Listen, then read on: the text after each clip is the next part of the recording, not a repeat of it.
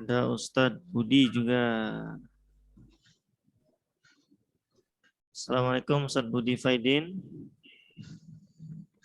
Waalaikumsalam warahmatullahi wabarakatuh. Ustaz. Alhamdulillah sehat. Alhamdulillah Ustadz Budi juga sudah bergabung. Ada siapa lagi?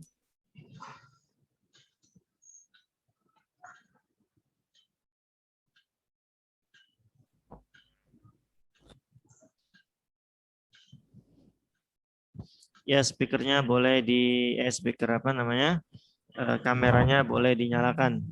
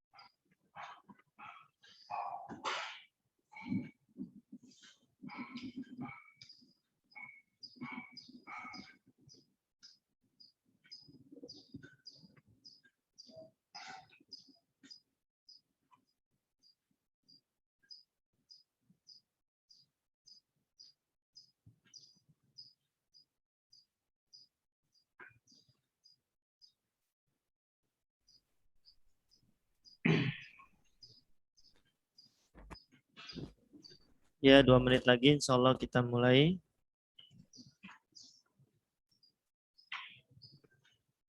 Oh ya, ada yang siap membaca surat Al-A'la tidak?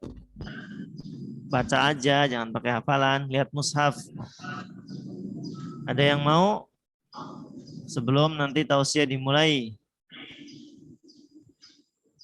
Ada yang siap? Kalau yang siap, angkat tangan.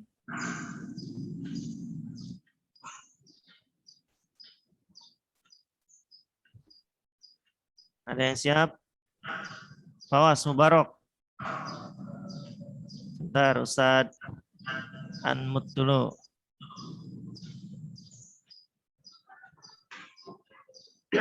Fawas siap? Siap. Oke, nanti sebelum Ustadz Mahfudin tausiah baca surat Al-A'la ya, Fawas ya.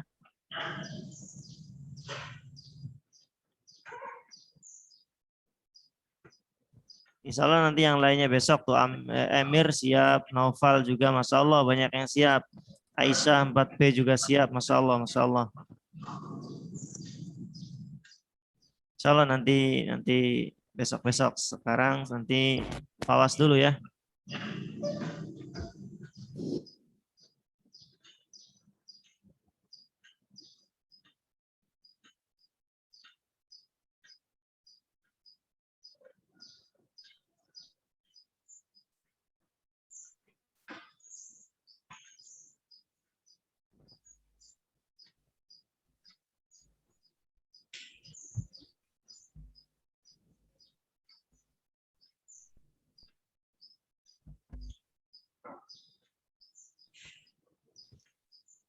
Ya, sudah jam 7 pas ya. Seperti yang tadi Ustadz bilang, insya Allah nanti akan ada pembacaan ayat suci Al-Quran. Baik, Ustadz buka dulu. Bismillahirrahmanirrahim. Assalamualaikum warahmatullahi wabarakatuh. Alhamdulillah. Alhamdulillahi wahda wassalatu wassalamu ala rasulillah wa ala alihi wa sahbihi wa man wala wa la hawla wa la quwata illa billahi amma ba'd. Allahumma rabbi israh li sadri wa yassir li amri wahlul 'uqdatam min lisani yafqahu qawli. Allahumma inna nas'aluka ilman nafi'a wa rizqan thayyiba wa amalan mutaqabbala. Allahumma anfa'na bima 'allamtana wa 'allimna ma yanfa'una wa zidna ilma. Baik anak-anakku, anak-anak Ustadz yang Ustadz banggakan dan semoga Allah Subhanahu wa taala menjadikan kalian semua menjadi anak-anak yang soleh dan solehah menjadikan kalian semua menjadi anak-anak yang menyejukkan pandangan mata orang tua kalian. Dan semoga keberkahan atas kalian sepanjang kehidupan kalian. Allahumma amin. Baik anak-anakku, alhamdulillah di pagi ini kita masih dipertemukan Allah Subhanahu wa taala meskipun masih dalam jaringan ya, daring.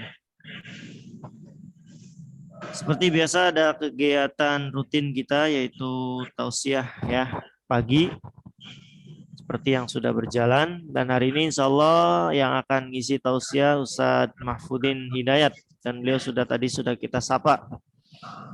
Baik, seperti yang tadi Ustadz janjikan, nanti akan ada yang membaca Al-Quran. Ya, Ananda Fawas Mubarak, silakan mic-nya dinyalakan dulu dan kameranya juga. Fawas Mubarak.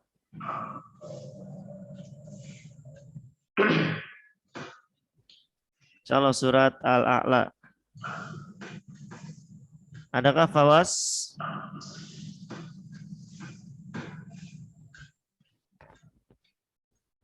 Wah, kemana nih Fawasnya nih? Tadi muncul. Ah, ini. Siap Fawas Mubarak?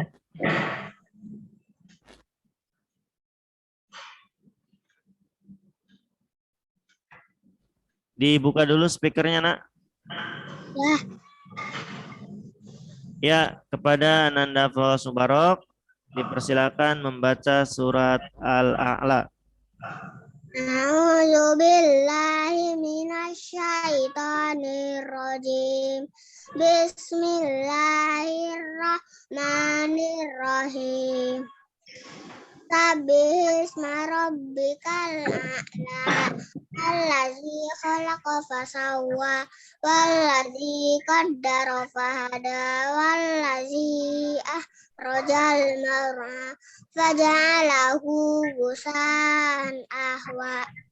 Sanuqri'uka falah tansa illa ma sya'allah. Innahu ya'lamul jahra wa ma yakhfa.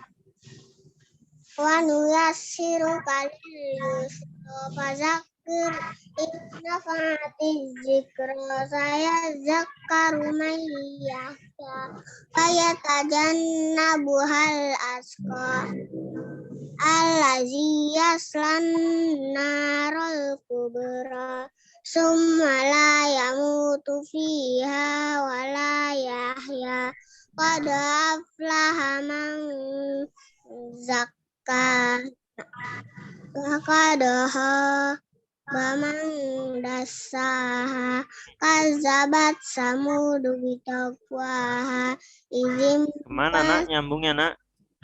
Surat Asy-Syams. Qad aflaha man tazakka wa dzakara isma rabbih.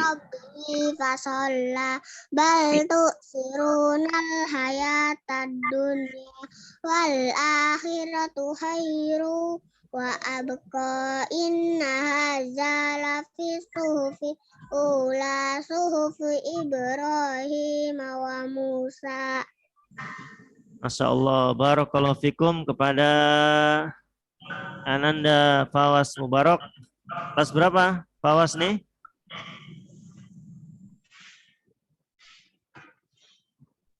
Fawas kelas berapa, Nak?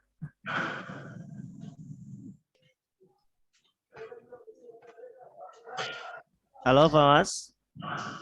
Ya, Fawas kelas berapa? 2. Oh, Masya Allah kelas 2. Ya, kelas 2 sudah ada perwakilannya. Insya Allah nanti besok perwakilan dari kelas 1, kelas 3, kelas 4, kelas 5, dan kelas 6. Siap-siap ya. Ya. Baik. Insya Allah kajian akan segera dimulai. Kepada Ustadz Mahfudin, fal yatafaddal ilaihi maskuro. Bismillah, assalamualaikum warahmatullahi wabarakatuh. Kaifa halukum? Bagaimana kabar anak-anak sekalian? Semoga anak-anakku siswa-siswi SDIT Sunnah senantiasa berada dalam lindungan Allah Subhanahu wa taala. Baiklah anak-anak sekalian, pada kesempatan kali ini kita tidak akan lupa memuji Allah Subhanahu wa taala dengan membaca di antaranya alhamdulillahilladzi anzala sakinata fi qulubil mu'minin liyazdadu imanan ma'a imanihim walillahi junudus samawati wal ard wa kana Allahu aliman hakima. Asyhadu an la ilaha illallah wahdahu la syarikalah wa asyhadu anna Muhammadan abduhu wa rasuluh alladzi la nabiyya ba'da amma ba'd. As-sunnah, biasanya kan seperti itu ya. Kalau kita ada acara ataupun kumpul, ya bagaimana kabarnya? Ya biasa kalian dengan semangat, ya alhamdulillah, ya luar biasa, spektakuler, yes kan begitu. Baiklah anak-anak sekalian, pada kesempatan pagi hari ini Ustadz akan bercerita ya tentang sebuah hadis. Hadis ini diantaranya adalah hadis yang dicatat di dalam yaitu kitab Arba'in An-Nawawi, hadis yang kedua. Mungkin sebagian di antara kalian sudah mengetahuinya dan pernah mungkin membaca ataupun menghafal hadis ini. Hadis ini dari sahabat Umar bin Khattab radhiyallahu taala anhu. Ya, kata Umar bin Khattab, beliau menceritakan bahwasanya sedang bersama Rasulullah Shallallahu Alaihi Wasallam pada suatu hari, dan ketika itu ada seorang laki-laki yang datang. Ya, tahu sendiri ya, di zaman Rasulullah SAW namanya bermajlis, duduk-duduk bersama, berbicara tentang ilmu dan faidah-faidah yang bermanfaat. Tiba-tiba ada seorang laki-laki yang datang, dan laki-laki itu memakai pakaian yang sangat putih. Ya kalau Ustadz yang pakaian warnanya putih, tapi nggak seberapa ini. Ini sangat putih sekali. Dan rambutnya sangat hitam. Ya, rambutnya hitam, terlihat oleh para sahabat Nabi Shallallahu Alaihi Wasallam. Kemudian laki-laki tersebut tidak ada tanda-tanda safar, tidak ada tanda-tanda habis bepergian, apalagi zaman Rasulullah SAW belum ada mobil, ya belum ada kendaraan yang memang ya. Walaupun kita safar dengan menggunakan mobil, tetap saja terlihat tanda-tanda safarnya. Apakah rambutnya kusut, bajunya mungkin kusut ya, ataupun ada berdebu dan lain sebagainya. Kelihatan dari wajahnya ada lelah lah kalau kita sedang safar ataupun bepergian. Tapi ini tidak ada tanda-tanda seperti itu. Padahal ketika itu di padang pasir, ya belum ada mobil lagi. Kendaraan yang paling mewah apa? Yaitu unta. Ya. Kendaraan itu unta, ada kuda, ada keledai, menunggang seperti itu. Tapi tidak ada tanda-tanda bahwasanya laki-laki tersebut habis safar ataupun habis bepergian. Bahkan para sahabat Nabi tidak ada seorang pun yang mengenal laki-laki tersebut. Ayo, kira-kira siapa ini ya? Nah, kita lanjutkan. Kemudian laki-laki tersebut mendekati Rasulullah SAW yang sedang duduk, menempelkan lututnya di lutut Rasulullah SAW. Kemudian kedua telapak tangannya meletakkan pada kedua paha Rasulullah SAW. Kemudian laki-laki tersebut bertanya dengan pertanyaan, "Ya Muhammad, wahai Muhammad, akhbirni anil Islam." Nah ini, kabarkan kepadaku tentang Islam. Maka Rasulullah SAW pun menjawab, al-Islamu an tashhada an la ilaha illallah wa anna Muhammadan Rasulullah sallallahu alaihi wasallam. Wa tuqimas shalah wa tu'tiyaz zakah wa tasuma ramadhana wa tahujjal baita in istata'ta ilaihi sabila. Ini yang dimaksud dengan rukun Islam. Ini dalilnya ya Nana ya, bahwasanya di antara rukun Islam itu yang 5 itu adalah ini. Yang pertama syahadatain, yaitu bersaksi bahwasanya tidak ada sembahan yang berhak disembah kecuali Allah, dan bersaksi bahwasanya Muhammad adalah utusan Allah Subhanahu wa taala. Kemudian yang keduanya mendirikan salat, menunaikan zakat, kemudian saum di bulan Ramadan, dan yang kelimanya adalah menunaikan ibadah haji jika mampu. Ini adalah dalil bahwasanya rukun Islam itu ada 5. Ini dijawab oleh Nabi kita Muhammad SAW ketika laki-laki tersebut bertanya tentang Islam. Kemudian kalau kata laki-laki tersebut, sodaka, engkau benar. Loh, kok tadi bertanya malah membenarkan. Makanya para sahabat Nabi ketika itu aneh, ya aneh jelas. Kenapa kok laki-laki tersebut bertanya kemudian langsung membenarkan? Nah kemudian bertanya lagi laki-laki tersebut, fa'akhbirni 'anil iman, kabarkan kepadaku tentang iman. Maka kata Rasulullah SAW, dia menjawab, antu'mina billahi wa malaikatihi wa kutubihi wa rusulihi wal yaumil akhiri wa tu'minu bil qadar khairihi wa syarrihi. Ini yang disebut dengan rukun iman. Yang pertama, engkau beriman kepada Allah. Yang keduanya, engkau beriman kepada malaikat-malaikat Allah. Yang ketiganya, engkau beriman kepada kitab-kitab Allah Subhanahu wa taala.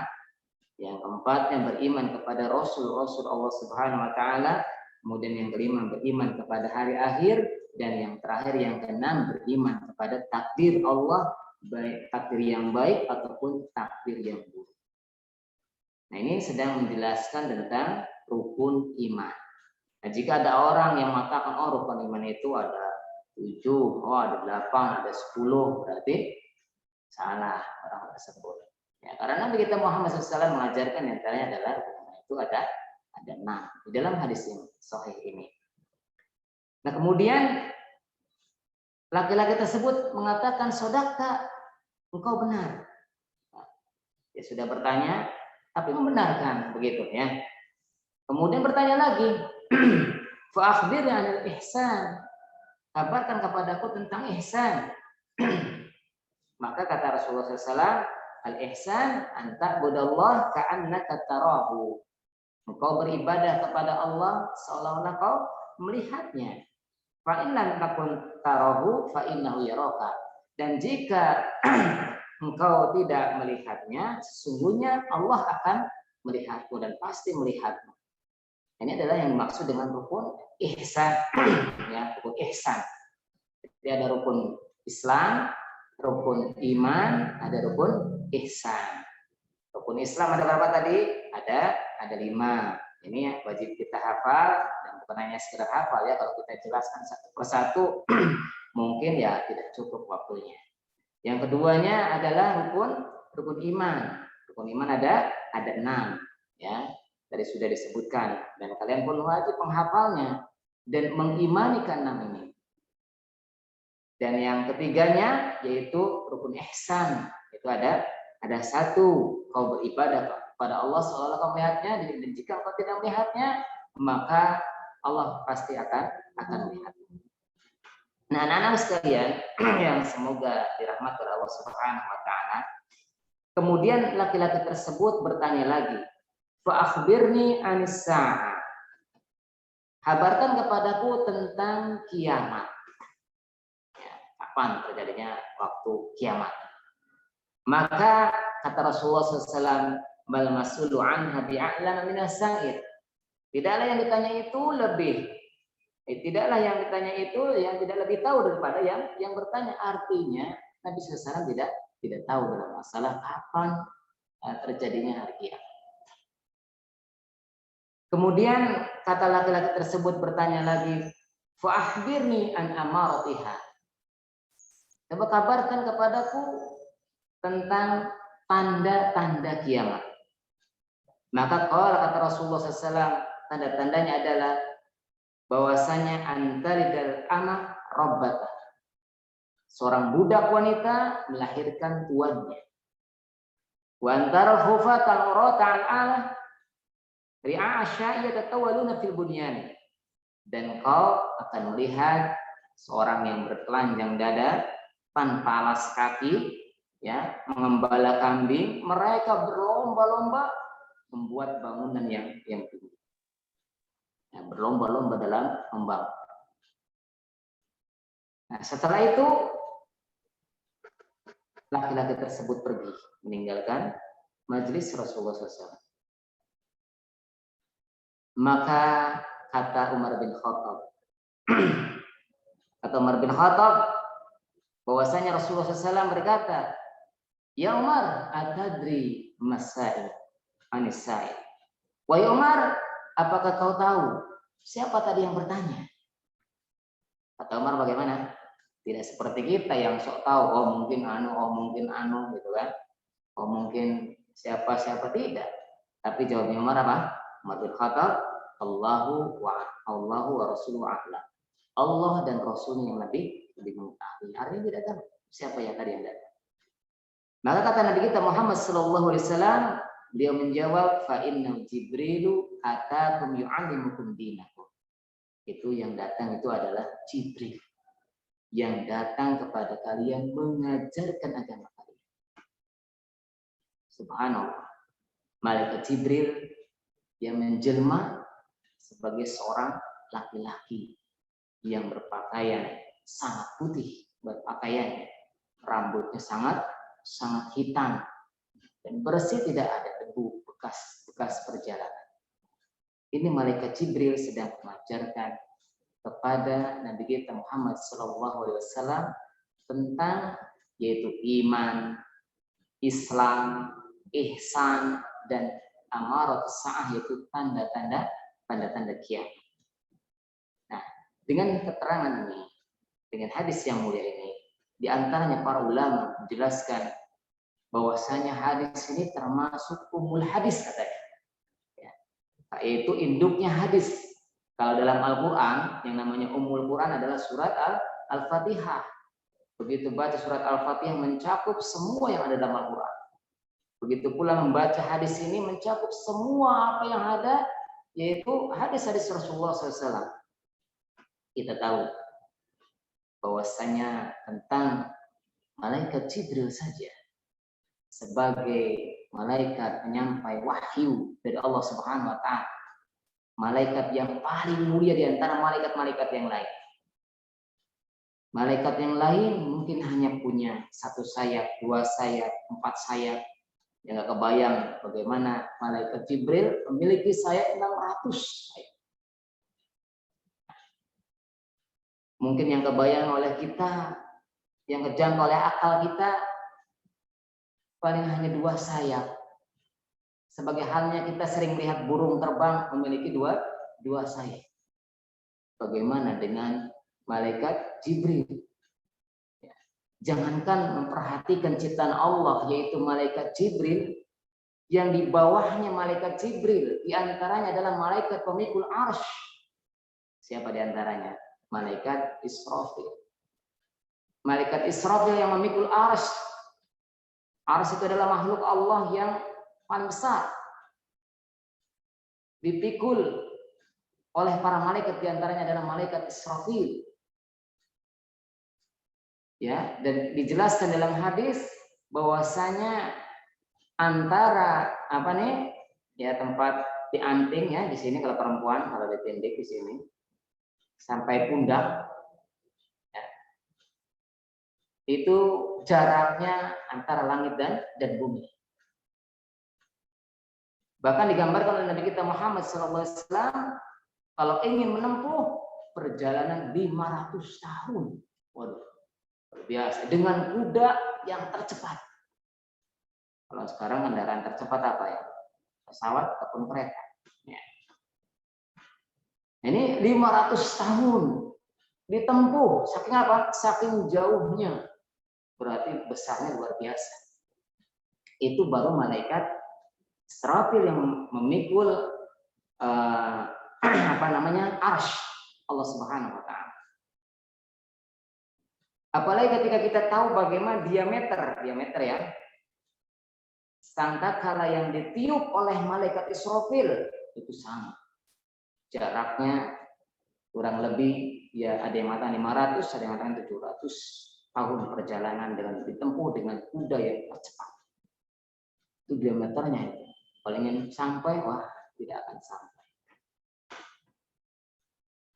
Nah, oleh karena itu anak-anak sekalian, ketika kita memperhatikan bagaimana ciptaan-ciptaan Allah Subhanahu wa taala di antaranya adalah malaikat. Malaikat yang paling mulia adalah malaikat Jibril. Jelas ya. Ini bagaimana lebih besar lagi yang menciptakan malaikat Jibril, yaitu Allah Subhanahu wa taala. Malaikat yang saja sudah besar, sudah mungkin tak terbayangkan, tidak sampai logika kita, tidak sampai pikiran kita. Bagaimana yang menciptakannya itu Allah Subhanahu wa taala. Allahu Akbar, Allah itu maha besar. Nah, dengan hadis yang mulia ini, bahwasanya ketika kita sedang bukan hanya menghafal rukun Islam, menghafal rukun iman, tetapi harus bisa mengamalkan rukun Islam, rukun iman, rukun ihsan. Jadi ketika kita sudah bersahadat, sudah bisa melaksanakan sholat, sudah bisa menunaikan zakat, kemudian juga mungkin lewat orang tua kita ya, karena kita sendiri mungkin anak-anak kalian belum bisa mencari nafkah, hanya bisa mengandalkan dari rezekinya dari Allah melalui orang tua kalian. Akan tapi mungkin ketika kalian diberi uang jajan, uang saku, ataupun uang apa saja, kemudian kalian bisa sisihkan, infakkan, apalagi di bulan Ramadan ini. Ya, karena pahala dia akan dilipat gandakan. Jadi kalian belajar dari sekarang, dari semenjak kecil, ya, berusaha untuk belajar, untuk dermawan, untuk menginfakkan, dan jangan lupa harus karena Allah Subhanahu wa taala. Banyak hadis-hadis ataupun ayat-ayat firman Allah Subhanahu wa taala yang menjelaskan tentang bahwasanya kita ini harus ikhlas. Ya. Karena salah satu di antara dua yang diterimanya ibadah seorang itu. Yang pertama adalah ittiba Rasul, mengikuti contoh Rasulullah SAW. Bagaimana tata cara ibadahnya Rasulullah SAW. Yang keduanya al-ikhlas, harus ikhlas.